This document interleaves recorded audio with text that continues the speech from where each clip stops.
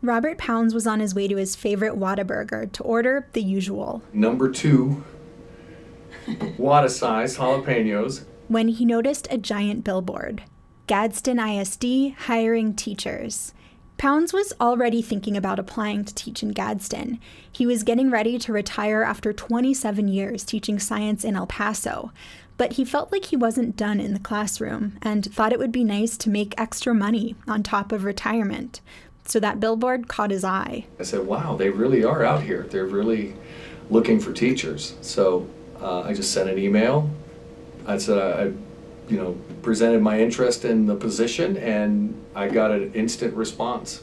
He now teaches biology and chemistry at Santa Teresa High School in Sunland Park.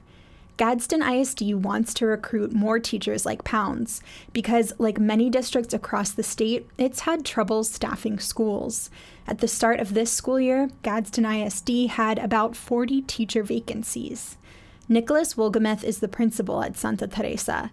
He says the issue isn't necessarily getting enough candidates to fill those positions. The quality of the candidates sometimes is a little concerning, just not meeting the qualifications and the requirements that would best benefit our students here in the Gadsden district.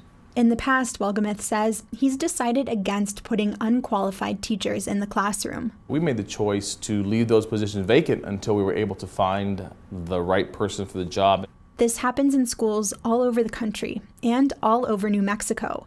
The Albuquerque Journal found that many districts, including Albuquerque, Santa Fe, and Las Cruces public schools, started off the school year with vacancies. Travis Dempsey is superintendent of Gadsden ISD. Fewer and fewer young people are going into education as a career. So while we have more needs, we're not replenishing those pools. More needs because Gadsden is one of the fastest growing school districts in the state. Dempsey says some prospective teachers might have been turned off by New Mexico's controversial teacher evaluation system. When it first rolled out, it was pretty rocky, and teachers have been beat up a little bit with it. It really probably deterred a few people from going into education.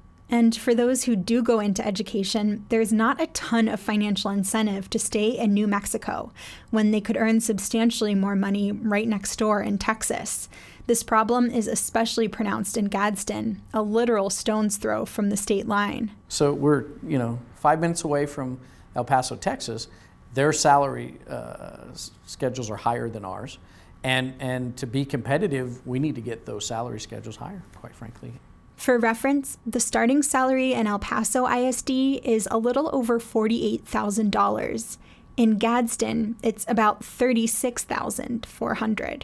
Despite these challenges, Dempsey and his team are working hard to fill every job opening.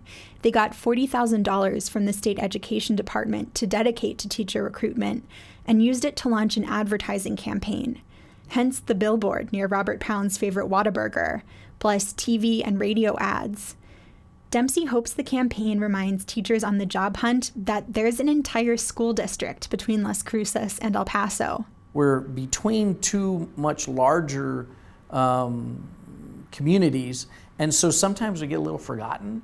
In the future, he'd like to put that extra money toward new teacher stipends.